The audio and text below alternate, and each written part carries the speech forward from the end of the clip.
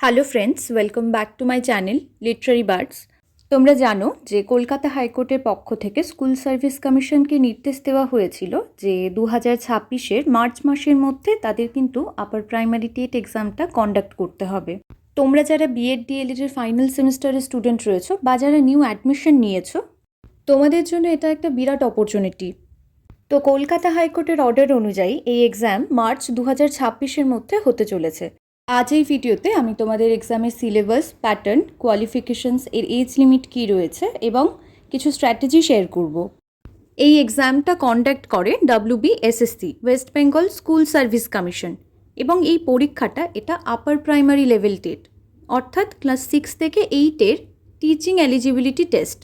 এবার তোমাদের অনেকেরই প্রশ্ন ছিল যে আপার প্রাইমারি টেটের জন্য কি কি লাগবে, এলিজিবিলিটি কি, বিএড লাগবে নাকি ডিএলএড লাগবে। তো তোমরা যারা বিএড স্টুডেন্ট রয়েছো এবং ডিএলএড স্টুডেন্ট রয়েছো, তোমরা প্রত্যেকেই এই এক্সামে বসতে পারবে। ইভেন যারা NIOS থেকে করেছো তারাও বসতে পারবে। তাহলে এই এক্সামের এলিজিবিলিটি কি, বিএডদের ক্ষেত্রে কি ক্রাইটেরিয়া রয়েছে এবং ডিএলএড স্টুডেন্টদের জন্য কি কি এলিজিবিলিটি ক্রাইটেরিয়া রয়েছে। প্রথমেই বলি, তোমরা যারা বিএড স্টুডেন্ট রয়েছো তোমাদের বিএড প্লাস গ্র্যাজুয়েশনে 50% মার্কস দরকার, এবং যারা ডিএলএড স্টুডেন্ট রয়েছে তাদের ডিএলএড প্লাস গ্র্যাজুয়েশন হলেই হবে। এরম বলা হয়নি যে এত পার্সেন্টের ওপরে পেতে হবে। তবে যারা বিএড স্টুডেন্ট রয়েছে তোমরা অনেকেই ভাবছো যে আমার গ্র্যাজুয়েশনে 50% নেই, তাহলে আমি কি এক্সামে বসতে পারবো? হ্যাঁ, অবশ্যই পারবে, কিন্তু তার জন্য তোমাদের মাস্টার্সে 50% থাকতে হবে। যাদের গ্র্যাজুয়েশনে 50% নেই তাদের মাস্টার্সে 50% হলে বসতে পারবে তোমরা। আরেকটা ব্যাপার তোমাদের বলে রাখি, অনেকেরই মনে প্রশ্ন রয়েছে যে আমি গ্র্যাজুয়েশন অনার্সে করেছি বা পাসে গ্র্যাজুয়েশন কমপ্লিট করেছি। তো সেক্ষেত্রে যারা পাসে করেছো, তোমরা যেই সাবজেক্টটা চুজ করবে, যদি গ্র্যাজুয়েশনে সেই নির্দিষ্ট সাবজেক্টে তোমরা 300 নম্বরের পরীক্ষাটা দিয়ে থাকো, তাহলে তোমরা এই এক্সামে বসতে পারবে। এবার এই এক্সামে বয়সসীমা কী রয়েছে। তো এই টেট এক্সামের কোনো আপার এজ লিমিট নেই। তবে এই টেট এক্সামটা কোয়ালিফাই করার পর অ্যাসিস্ট্যান্ট টিচার নিয়োগের ক্ষেত্রে, আপার প্রাইমারির অ্যাসিস্ট্যান্ট টিচার নিয়োগের ক্ষেত্রে তোমাদের বয়সের একটা ঊর্ধ্বসীমা রয়েছে। তোমরা যদি 21 থেকে 40 বছর বয়সের মধ্যে হয়ে থাকো তাহলে তোমরা এই এক্সামে বসতে পারবে, এবং SC, ST, OBC ও PH এদের জন্য বয়সের ছাড় রয়েছে। তাহলে আমরা বুঝতে পারলাম যে টেট এক্সামের কোনো আপার এজ লিমিট নেই, শুধুমাত্র অ্যাসিস্ট্যান্ট টিচার নিয়োগের ক্ষেত্রে একটা এজ লিমিট রয়েছে। এরপর এক্সামের প্যাটার্নটা দেখে নেব। তোমরা জানো যে টোটাল 150 নম্বরের একটা পরীক্ষা হয়, যার মধ্যে টোটাল কোশ্চেন থাকে 150 এবং মার্কসও থাকে 150। কোনো নেগেটিভ মার্কিং থাকে না, প্রত্যেকটি প্রশ্ন হয় MCQ ফরম্যাটে। আর এটা শুধুমাত্র একটা কোয়ালিফাইং এক্সাম, মিনিমাম 60% মার্কস পেলে কিন্তু তোমরা কোয়ালিফাই করতে পারবে, অর্থাৎ 150-র মধ্যে তোমাদের 90 পেতে হবে, এবং এক্সামের ডিউরেশন হয় 90 মিনিটস বা 1.5 ঘন্টা। তবে এখানে একটা নতুন ব্যাপার অ্যাড হয়েছে এবছর, সেটা হলো আপার প্রাইমারির অ্যাসিস্ট্যান্ট টিচার নিয়োগের ক্ষেত্রে টেটের ওপর 40 মার্কসের একটা ওয়েটেজ রয়েছে, অর্থাৎ যারা 150-তে 150 পাবে তারা 40 মার্কস পেয়ে যাবে। এবার সিলেবাসটা দেখে নেওয়া যাক। 150 মার্কসের এক্সাম হয় এবং টোটাল 5টা সেকশন থাকছে। প্রথমেই রয়েছে CDP, অর্থাৎ চাইল্ড ডেভেলপমেন্ট অ্যান্ড প্যাডাগজি। এরপর রয়েছে ল্যাঙ্গুয়েজ 1, যেটা বাংলা, ল্যাঙ্গুয়েজ 2 ইংলিশ, এবং math and science or social studies. আর এই CDP, বাংলা এবং ইংলিশ, এই 3টে কম্পালসারি, সকলকেই দিতে হবে। তোমরা সায়েন্স ব্যাকগ্রাউন্ড থেকে হও বা আর্টস ব্যাকগ্রাউন্ড থেকে হও, প্রত্যেককেই এই 3টে সাবজেক্টের এক্সাম দিতে হবে, এবং এই প্রত্যেকটা সাবজেক্ট CDP, বাংলা এবং ইংলিশ, এই 3টে থেকে 30 নম্বরের প্রশ্ন হবে। অর্থাৎ CDP থেকে থাকবে 30 নম্বর, বাংলা থেকে 30 নম্বর এবং ইংরেজি থেকেও 30 নম্বর। আর এই math and science or social studies, এটা কি?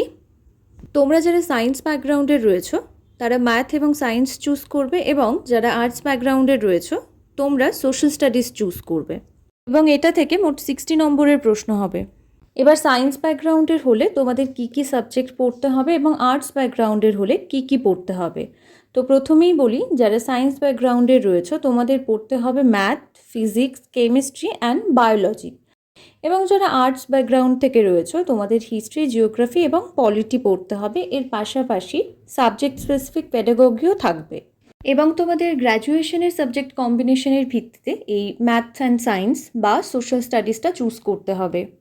তো এই গেল আপার প্রাইমারি টেটের সিলেবাস, যেটা হলো CDP, language 1, language 2, math and science এবং সোশ্যাল স্টাডিজ। মোট 150 নম্বরের পরীক্ষা, যার মধ্যে 60% বা 90 পেলেই তোমরা এটা কোয়ালিফাই করতে পারবে। তো এটা হলো আপার প্রাইমারির অ্যাসিস্ট্যান্ট টিচার নিয়োগের প্রথম ধাপ। তাহলে আপার প্রাইমারির অ্যাসিস্ট্যান্ট টিচার নিয়োগের প্রক্রিয়া এবং নম্বর বিভাজনটা কেমন হয়, চলো দেখে নিই কীভাবে নম্বর বিভাজন করা হবে। প্রথমেই দেখো, অ্যাকাডেমিক স্কোরের ওপর রয়েছে 10 নম্বর। গ্র্যাজুয়েশনের নম্বরের ওপর ভিত্তি করে এই 10 নম্বর দেওয়া হবে। তাহলে যারা গ্র্যাজুয়েশনে 60% এবং এর ওপরে পেয়েছে তারা 10 নম্বর পাবে। যারা 60% থেকে 50%-এর মধ্যে পেয়েছে তারা পাবে 8 নম্বর, এবং যারা 50%-এর কম পেয়েছে তারা পাবে 6 নম্বর। তাহলে এখানে যাদের গ্র্যাজুয়েশনে বেশি নম্বর রয়েছে তোমরা গ্র্যাজুয়েশনের মার্কশিটটা দেখাতে পারো, আবার যাদের মাস্টার্সে বেশি রয়েছে তারা মাস্টার্সেরটা দেখাতে পারো। এবার দেখো লেখা আছে টেট ওয়েটেজ 40 মার্কস। এটা তোমাদের আগেই বললাম যে যারা টেটে 150-তে 150 পাবে তারা 40 মার্কস পাবে। তো এইভাবে নম্বর ডিভিশনটা হবে, অর্থাৎ টেট পরীক্ষার ভিত্তিতে তোমরা সর্বোচ্চ 40 নম্বর পেতে পারো। এরপর তোমাদের 25 নম্বরের ওএমআর বেসড একটা রিটেন এক্সাম হবে, এবং এই 25 নম্বরের যে এক্সাম সেটা সাবজেক্ট স্পেসিফিক হবে।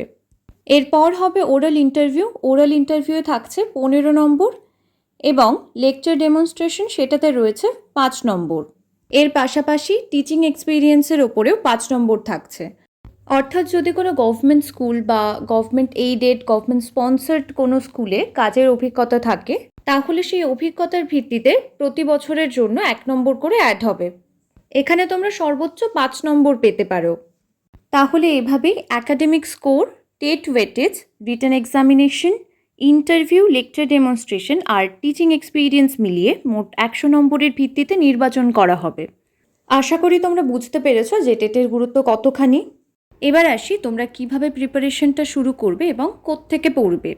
সবার প্রথমেই তোমাদের টেটের জন্য যে 4টে বিষয় পড়তে হচ্ছে তার মধ্যে সবথেকে ইম্পর্ট্যান্ট হলো সিডিপি বা চাইল্ড ডেভেলপমেন্ট অ্যান্ড পেডাগজি। আশা করি এই বিষয়টা তোমরা সকলেই জানো, যেহেতু বিএড ডিএলএডে অলরেডি তোমরা এই বিষয়টি পড়ে এসেছো। তাহলে এখন তোমাদের প্রথম কাজ হবে সিডিপি সিলেবাসটা একবার ভালোভাবে দেখে নেওয়া। আমি আমার টেলিগ্রাম চ্যানেলে পিডিএফটা আপলোড করে দেবো, তোমরা সেখান থেকেও দেখে নিতে পারো।